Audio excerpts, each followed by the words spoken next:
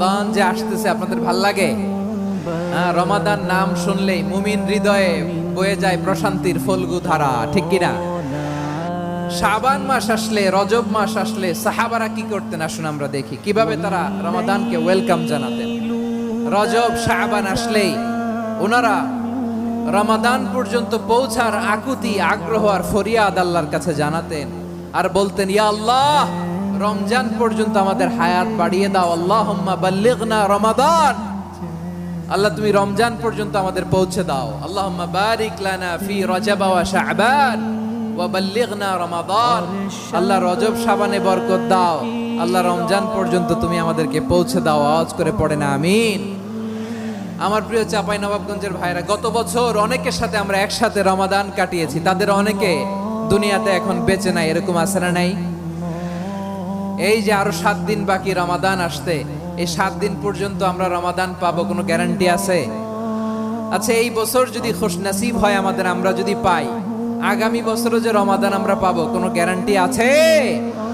তাহলে আসুন আমরা ভেবে নেই, হতে পারে this Ramadan could be the last and final Ramadan in our life.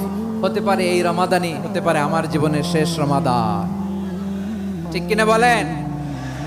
তাই আসুন আমরা আল্লাহর কাছে দোয়া করি, আল্লাহুম্মা বাল্লিগনা রমাদান, আল্লাহ তুমি রমাদান পর্যন্ত আমাদেরকে পৌঁছে দাও। আওয়াজ করে পড়েন আমিন। ইবনু রাজব আল হাম্বলি লাতাইফুল মাআরিফের মধ্যে লিখেছেন, সাহাবারা ওনারা রমাদান কেন্দ্রিক, আমাদের সালাফ সালফে সালিহিনরা রমাদান কেন্দ্রিক জীবন কাটাতেন। ওনারা রমজান আসার 6 মাস আগে আল্লাহর কাছে দোয়া করতেন, আল্লাহ রমজান পর্যন্ত পৌঁছে দাও। রমজান চলে যাওয়ার পরে বাকি 6 মাস আল্লাহর কাছে দোয়া করতেন, আল্লাহ এই রমাদানে যে ইবাদত করেছি, ইবাদত গুলো তুমি কবুল করে নাও। সুবহানাল্লাহ। তাহলে পুরো বছর রমাদান কেন্দ্রিক জীবন। রমজান আসার আগে 6 মাস দোয়া করতো, আল্লাহ আমরা যেন রমজান পাই। রমজান চলে যাওয়ার পরে বাকি 6 মাস বলতো, আল্লাহ রমজানে যে ইবাদত করেছি এগুলো তুমি কবুল করে নাও। সুবহানাল্লাহ।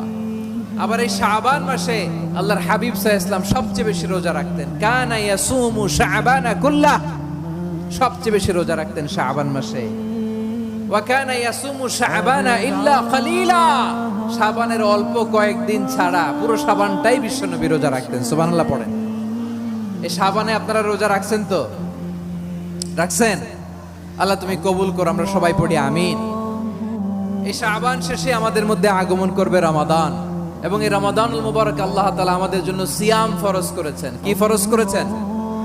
তিনি সূরাতুল বাকারার 183 নম্বর আয়াতে ইরশাদ করছেন, রাব্বুল আলামিন বলেন, ইয়া আইয়ুহাল্লাযীনা আমানু কুতিবা আলাইকুমুস সিয়ামু কামা কুতিবা আলাল্লাযীনা মিন ক্বাবলিকুম লাআল্লাকুম তাত্তাকুন।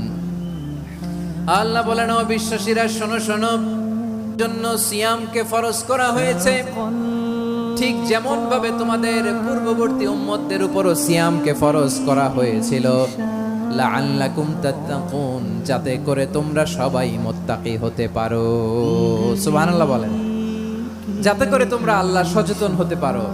তাহলে সিয়ামকে, এই সামনে যে রমাদান আসতেছে আমার প্রিয় ভাইয়েরা, এই পুরো রমাদান ব্যাপী সিয়াম সাধন করা, সিয়াম পালন করাকে আমাদের জন্য ফরজ করে দিয়েছে কে? রমাদানের রোজা রাখার নফল নাকি? রমাদানে সিয়াম পালন করা কি নফল?